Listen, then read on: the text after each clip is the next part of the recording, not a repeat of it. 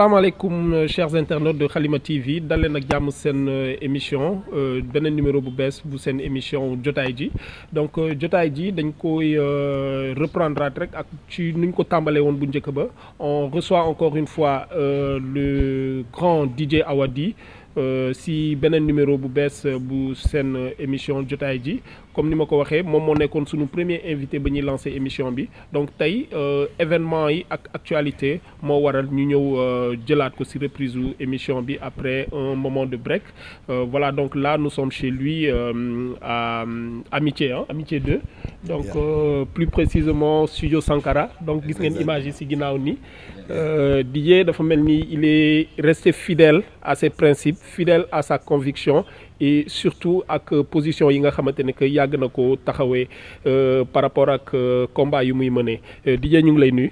maa ngi leen di fay bu baax. en tout cas merci dalal bi ñu ci dalal bi ñu dalal sa diwaan. fii seen kër la fii seen kër la. Voilà donc ñu bàyyi la nga nuyu mbokku internet yi également. maa ngi nuyu ñëpp franchement et merci pour visite bi di nuyu ñëpp c'est un plaisir parce que Halima voilà il y a très longtemps que vous nous accompagnez di ñu soutenir donc c'est un plaisir d'être là et puis di waxtaan ak askan bi. merci beaucoup voilà donc DJ dañuy commencer d'abord par actualité bi on vient de perdre un monument de la musique sénégalaise Thione Seck je veux nommer. yéen perte bi disparition bi naka la leen def. c'est une lourde perte pour tout le Sénégal. Thione Seck moom suñu papa la suñu mag la suñu xarit la vraiment man j'avais d'excellents rapports ak moom et c'est vrai que ku ma yàgg jàppale ku ma yàgg conseiller il y a eu plein de waxtaan yoo xam ne ñu ngi ko doon amal buntu Sunset Sahel ci parking bi mooy temps Machu ma ko doon topp fu ne nag topp naa ko Kili topp naa ko Sahel topp naa ko un peu partout vraiment c'est un grand frère boo xam ne tout le Sénégal perd. On perd un parolier, on perd un philosophe, on perd un ami, voilà, et un mélodiste aussi. Franchement ñu ngi présenter suñu condoléances tout le peuple sénégalais, tout le peuple africain parce que Thione Seck vraiment c'est un artiste de dimension mondiale. On vous a vu également faire des émissions avec les anciens de la musique sénégalaise en tout cas ndaanaan yi quoi donc émission baa ngi tudd Sargal est-ce que am na loo prévoir woon ak moom. c'est vrai que Sargal on devait le faire dans la première saison parce que tourné nañ la première saison waroon nañ def ci avant dernier jour tournage yi c'était l'émission de Thione Seck mais malheureusement moo doon semaine boo xam ne il était en train de régler ses problèmes judiciaires ba pour les terminer.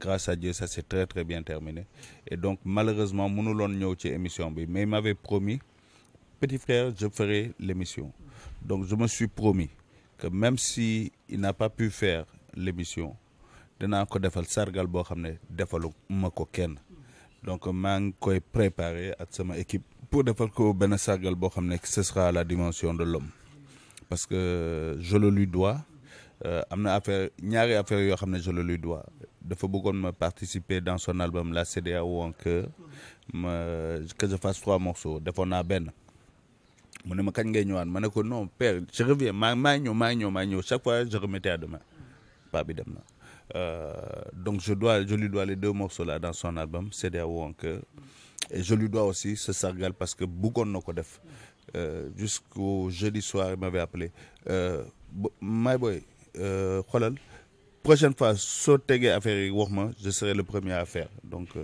je lui dois ce sargal et danaa ko defal benn sargal boo xam ne defaluma ko kenn. En tout cas il le mérite nous aussi nous présentons nos condoléances à sa famille et à tous les acteurs de la musique et de la culture sénégalaise ñu ngi leen di jàll bu baax di koy ñaanal yàlla fu mu jëm gënal ko fi mu jógee yàlla yërëm ko te xare ko àjjana yu gën a kawe. Voilà donc DJ dañuy ñëw maintenant si actualité bi on a vu récemment la contestation populaire bi nga xamante ne que jot na fi am et surtout les jeunes yi nga xam ne dañu jot a génn ci mbedd bi revendiquer bon c'est-à-dire mën nañu wax aussi que ne boo jëlee affaire bi ak boo ko analyser de loin da ngay gis que ne en réalité du benn cause rek moo tax booy génn et tout mais avant ñuy dugg si waxtaan bi carrément dama bëggoon xam yow lan mooy ci d'abord sa impression.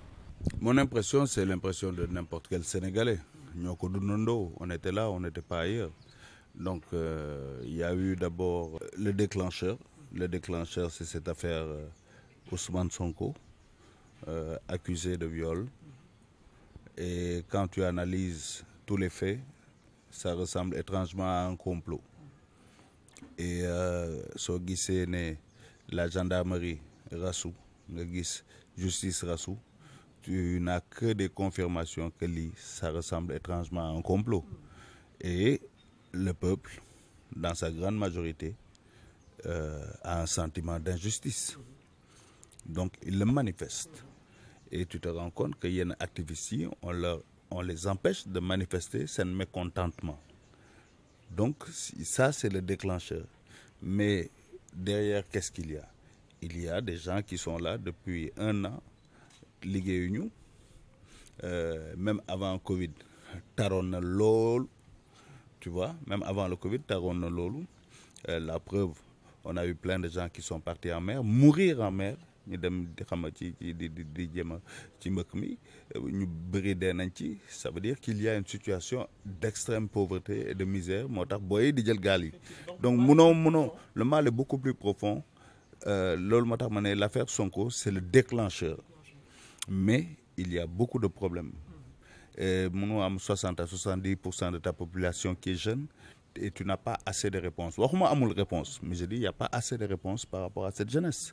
Donc cette jeunesse manifeste ces questions de la manière la plus virulente et quelquefois violente. Violence boobu nag ànduñu ci. Parce que violence bi day tax ba mën na yàq les fondements de notre nation qui n'a que 60 ans. Suñu institutions yi waruñu leen fragiliser. Donc même si on peut comprendre que les gens doivent manifester leur mécontentement, il faut que l'État accepte ça, qu'il y ait des manifestations de ce mécontentement, parce que c'est ça la vie de la démocratie. Démocratie soo koy wax day am pouvoir, day am opposition. Quelle que soit l'opposition, il faut que mu am opposition day am bu nooy buy niroog muroog sow, day am bu dëgër. Xam nga day am ay rappeurs yu xam ne ay love la ñuy def, am ay rappeurs yoo xam ne hardcore la ñuy def. Donc par rapport ak discours d'apaisement bi nga xamante ne que président def na ko, certains ont dit qu'il l'a fait tardivement et autres. Yow noo gisee affaire bi, ndax ñeneen ñi sax dem nañu ba jàpp que ne état bi actuellement ni dafa commencer gis le réveil a été en tout cas brutal pour ñoom, ou bien ndax aussi des signes yi nga xamante ne que yuy manifester la fin du régime en place, wala yow noo ko jàngatee? Discours d'apaisement fallait moom. Et je pense que moi j'en ai entendu 2. J'ai entendu le président qui a parlé un peu tard, mais mieux vaut tard que jamais. Il a parlé, mot apaisé. Mais j'ai entendu aussi Sonko parler et apaiser. Et je pense que les deux ont eu des positions responsables. Parce que déglu nañ seen askan. Parce que kenn bëggul, comme je te disais tout à l'heure, ñu fragiliser suñu ay institutions. Institution fragile mooy indi Mali. Institution fragile mooy indi tous les problèmes qu'il y a, buy mën na indi sax djihadisme. Donc waru ñun mënuñu seetaan suñu institution di fragiliser wu. Mais pour ça, il faut que elle soit juste. Il faut que l'institution soit juste. Si on veut pas que la rue les fragilise, il faut que ces institutions respectent aussi le contrat de confiance qu'ils ont avec le peuple. Tu vois, donc ça c'est une chose. Donc on a entendu 2 discours d'apaisement, c'est bien. Tôt ou tard, c'est pas ça le plus important. C'est venu.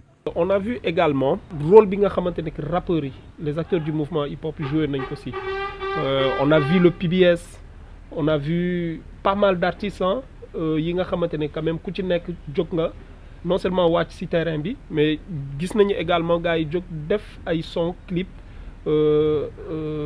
génne ko. Qu'est-ce qui vous a motivé après ce long silence, je dirais, des rappeurs yi nga xamante ne que aussi am na benn moment bi nga xamante ne que aussi fàtte woon nañ côté contestation bi, contrairement à la première et la deuxième génération du hip-hop sénégalais.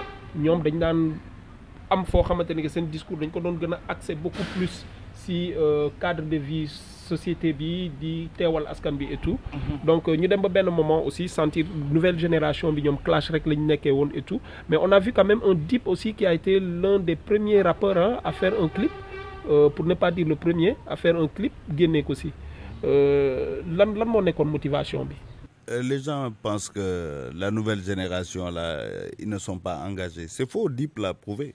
Oui mais nag grand xam nga lan la. non bu raay nouvelle génération bi quoi. non bu ñu raay nouvelle génération parce que xam nañu. aussi que ça me pose question tontu ko dootul. waaw baax na waaw allons-y. Donc je dis génération bi ils sont le fruit de toutes les générations qui les ont précédés.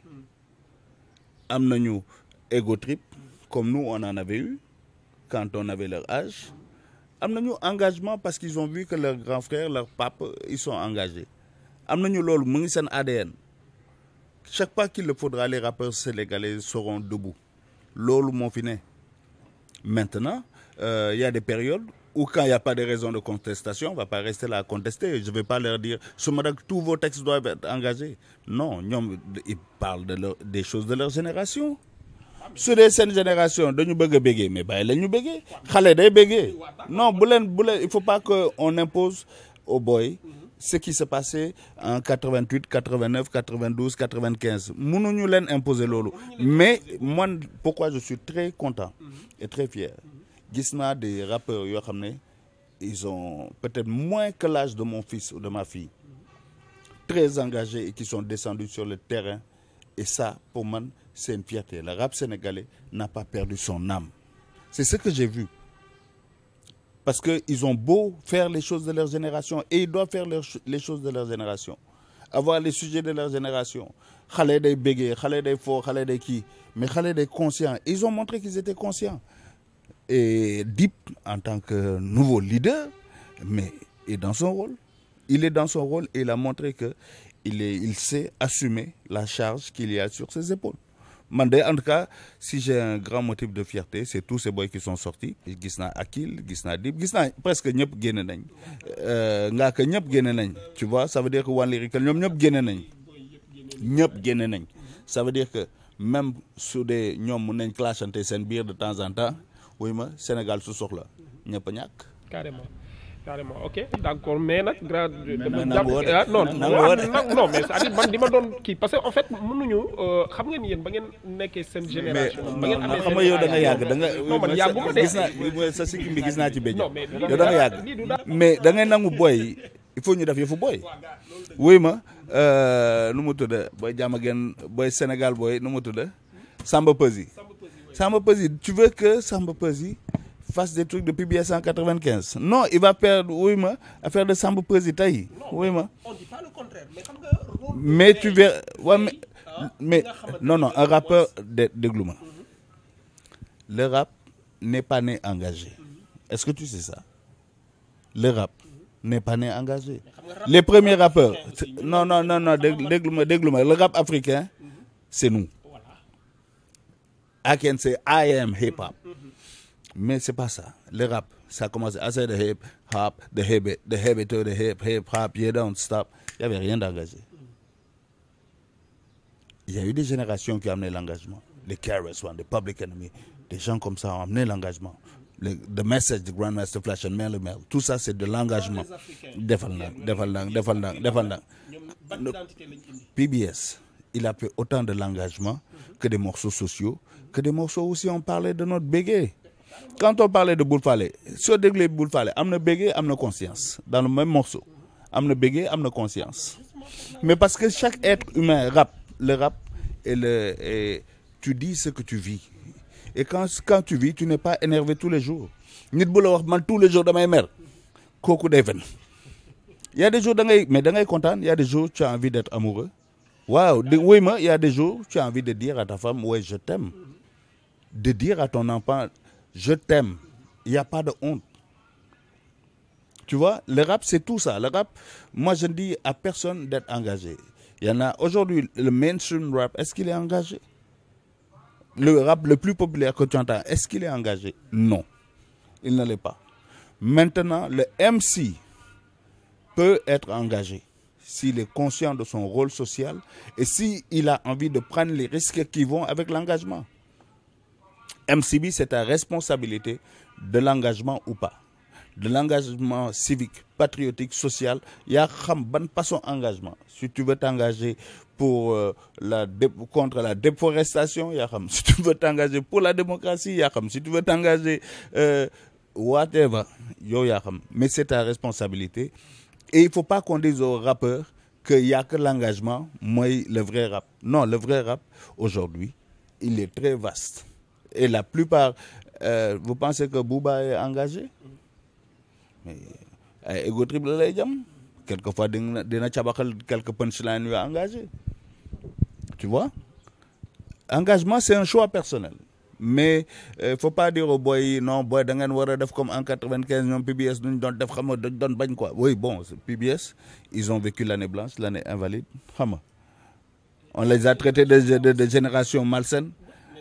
Ils ont vu les événements, ils ont vécu les plans d'ajustement structurel. Mais boy, donc, ils ne seront le fruit que de leur vécu. Il faut nous nangul len ko. Mais ce qui est bien, et lolo ñu koy franchement ñun am nañ ci fierté lool may man ak dëggiti ñu ci doon waxtaan mooy génération bi quand le Sénégal a besoin ñoom ñëpp dañuy taxaw mën nañ clashante nag parce que daf ci bokk ñun tam dañ doon clashante bon avec notre style à l'époque mais dañ doon clashante te duñu daañu woon bañ. gars yi dañ lay clash mais man gisuma nga clash ah. non man duma leen clash parce que j'ai pas le temps taluma leen oui mais dañ may defal promo rek sama ay fans lañ duma leen clash taluma leen ñoom xam nañ ko sax. J'aimerais bien voir Awadi génne benn son ni clash ah. waaw peut-être que vous aimeriez voir Awadi son ni clash mais il faut avoir le temps et non j'ai pas le temps. J'ai pas le temps. J'ai pas le temps. Gars, je vous renvoie à ce morceau-là. Hein. J'ai pas le temps. Moi, avec Maria. Ouais. J'ai pas le temps, mais je sais que nous mes clash, c'est mes fans donc je de big quoi. Big up à tous mes fans, mes clash. Je vous fais des bisous. Voilà, donc Didier, gis nañu aussi ben mouvement de contestation anti-impérialiste bi nga xamanteni aussi mu ngi juddu. Mu ngi law aussi di gëna feuss. Certains même prônent ben rupture avec la France et tout. Yow naka nga gisee kii boobu noonu yaakaar nga ne rupture boobu noonu war na mën a nekk naka nga gisee ñoom seen combat bi.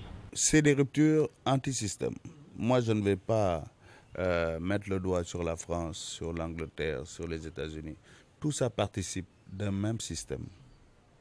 Il faut changer radicalement le système pour proposer un nouveau système. C'est de ça qu'il s'agit. Mais il faut qu'on ait la force de la proposition d'un nouveau système.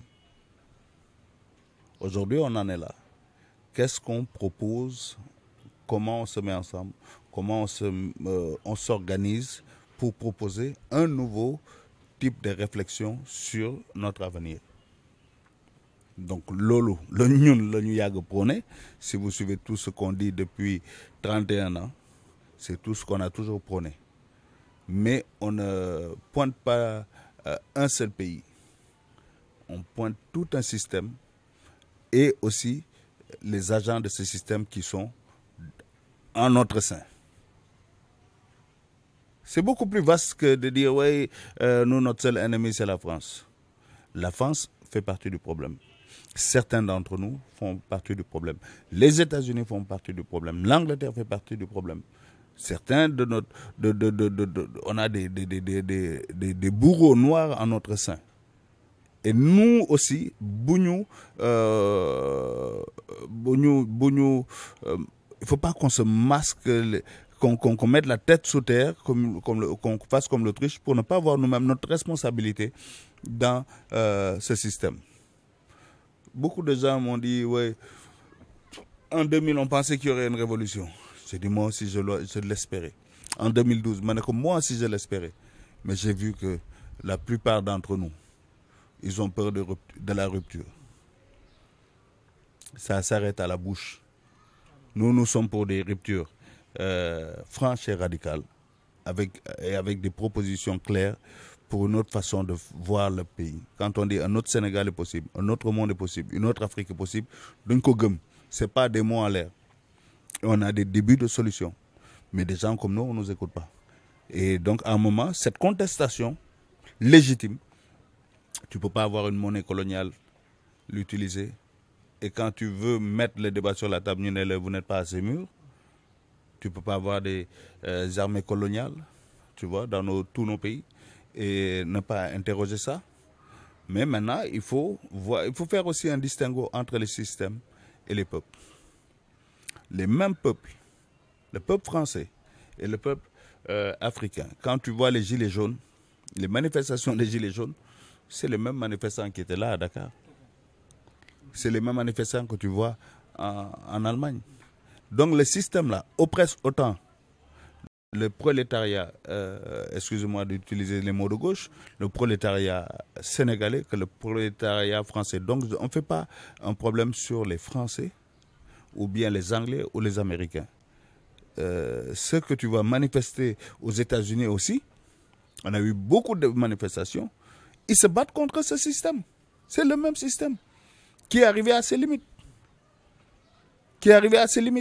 Donc ce n'est pas le système d'oppression, le système néolibéral là montre ses limites. Il faut donc qu'on invente un nouveau système basé sur des réflexions africaines, panafricaines, parce que ça ne va pas se faire le Sénégal seul. Ça ne peut être que dans le cadre d'une réflexion panafricaine qu'on pourra trouver des solutions. En tout cas, nous, personnellement, Lola Yagagum, Lola Yag prôné, Lola Yag défendre bataille. Donc, je comprends toutes ces frustrations qu'il y a chez les peuples, quelle que soit la manière dont c'est exprimé, ou que même quand ça s'exprime mal, il y a une frustration que même le jeune qui va dehors n'arrive pas à mettre des mots sur les causes de sa frustration. Il ressent il sent qu'il y a un truc qui ne va pas. Il n'arrive pas à l'expliquer, mais il va dans la rue parce qu'il y a un truc qui ne marche pas. Et donc cette frustration, elle est profonde, elle est légitime. D'accord, léegi dañuy ñëw ci dernière partie bi on peut pas am awadi ba pare bañ a wax ci PBS. Actualité bi aussi foofu mooy que le Positive Black Soul fait son comeback, n'est-ce pas? Voilà. Wow. Voilà, ok. Lan moo motivé waat le comeback du PBS? PBS, comme tu vois, on a une histoire de vie. C'est deux copains qui ont décidé, un groupe de copains, après deux sont restés, nous avons décidé de faire un groupe Positive Black Soul. Affaire bi ëpp ñu doole. Les gens nous ont suivis, nous adhéré à ce qu'on disait, à la philosophie. Nous avons adhéré, ce n'est pas pour se mettre ou le djemou de guité, mais nous avons wax, nous avons prôné. Nous avons adhéré, ben esprit là. Donc, nous, quand on a démarré, feeling là, amour et l'amour d'une passion, si je peux me think, non. Et aujourd'hui, la passion est là, comme hier. On a eu nos hauts, nos bas, parce que on est juste des êtres humains. Et puis, on a eu envie de revenir à nos fondamentaux, à ce qu'on aime, à cette passion. Parce que j'ai plein d'autres jobs, mais là où je prends du plaisir, quand on est ensemble en studio, je me rappelle quand on posait le morceau là, Baël Moussed, mais on a pris du plaisir dans le studio de rap à l'ancienne. Non, non, changer puis non. Comment les gamins, surtout nous qui tu vas te dire non, vraiment c'est des gamins quoi. Et papa et des mais parce que lui moi c'est une passion. Mun nañ am leneen, mun nañ make money fenen. Mais li moo ñu neex. Et puis après nekk ci scène bi diko développer. Donc on est en train de faire un album. Mais on va bientôt finir. Mais on a pris notre temps. On prend notre temps parce que les gars donc on prend notre temps. On n'est pas en compétition. Dañuy jël suñu temps dañ koy baaral mais oui ma su génnee nag du nekk album bu ndaw nag. On n'a pas l'intention de faire affaire bu ndaw. On a l'intention de faire quelque chose de très bien. En tout cas ba léegi tous les titres qu'on a fait, machallah, on est très content de ces titres-là. Franchement, on est très très content. Techniquement, vocalement, le style est actuel, mais reste dans l'esprit PBS. Vraiment, on prend du plaisir. Dinañ def lolu, dinañ def ben film aussi. et peut-être une série qui va décliner le long métrage. Il y a un documentaire aussi qui se prépare pour nous expliquer l'histoire du hip-hop, parce que je pense que sur le continent, on a démarré ça, donc comme nous, on était là au début, on a un devoir aussi d'expliquer comment on en est arrivé là, comment on en arrive à que ces jeunes prennent le micro dans la rue et s'engagent devant une trajectoire. Donc on a envie de dire tout ça dans ce film, donc voilà, il y a plein de choses. Ok, en tout cas c'est du lourd, mais nous avons constaté aussi que nous avons annoncé le retour du PBS. Nous mettons depuis 2009, je crois bien, hein? Depuis 2009. 25 ans aussi, bi ngeen di def concert bi sur la scène et devant Youssou Ndour sax jotoon ngeen wax que ne non du tas. Non musul tas. Non du amati, que vous serez constant peut-être ñun noonu la ñu déggee woon affaire bi que ne PBS ñëwaat na. Mais après ngeen marqué waat beneen pause. Non du marqué pause, c'est on va aussi à notre rythme xam nga que je le veuille pas, am na aussi ay agenda Déguiti am na agenda. Tu vois, par exemple, au moment où je te parle, il a un album qui est prêt. J'ai des titres qui sont prêts. Mais là, de nous prioriser l'album PBS. Tu vois, parce que aussi, même si nous on fait PBS, j'ai une vie, il a une vie, tu vois. Mais le plus important pour nous, moi, PBS. Tu vois, le plus important pour nous, la priorité, c'est PBS. Bien que chacun de nous a ses vies. Donc, c'est pour ça que ça prend du temps. Mais, tu sais, il ne faut pas... Et je le dis toujours, on ne fera jamais les choses parce que les gens nous diront def len ko. Parce que si nous commençons, quand nous def len ko. Nous, on va prendre notre temps. Ba mu leer ne lii doy nañu. Que musique bu ñuy def nii neex nañu. Li mën na génn ñu génne ko. Su neexul su baaxul duñ ko génne.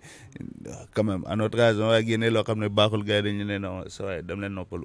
Mais il y a quand même aussi des dates et des tournées yoo xamante ne. Non instant yi amagul date amagul tournée parce que gars yi at Covid bi affaire Covid bi gars yi amatul date amatul tournée dañ ko génne et puis ñu commencé wut ay date ay tournée mais Covid bi yàq na yëpp on avait un agenda mais loolu lu ma ci waxoon démb moom fàttel. Parce que là, tout est chamboulé. Tout est chamboulé partout dans le monde. Je pense qu'il y a aussi fin émission. Le mot de la fin peut-être. Il n'y a pas de mot de la fin. Yo, là, on a fin. Non, fin émission, mais carrière. Le mot de la fin de l'émission. C'est merci. Merci. En tout cas, merci à toi aussi. Mon signal le tutoyer quoi, oui, parce que waouh, dañ lay porter dans notre cœur. Merci. Voilà, donc c'était un plaisir de venir chez toi, de recevoir nous, accueil chaleureux franchement, et on a discuté. Hein. C'est toujours un plaisir de daje ak yow waxtaan. Bien vrai que traité nga ma de vieux nag quand même, mais ñaari béjaaw rek a fi nekk. Loolu si jeunes yi la. Xale bu ndaw laa 2 ans 2 ans. Ok, donc c'était... On est là, 2 ans, 2 ans. On a des tchénaba, on a des jeunes. En tout cas, chers internautes de Halima TV, c'était DJ Awadi dans votre émission préférée Jotaay Ji.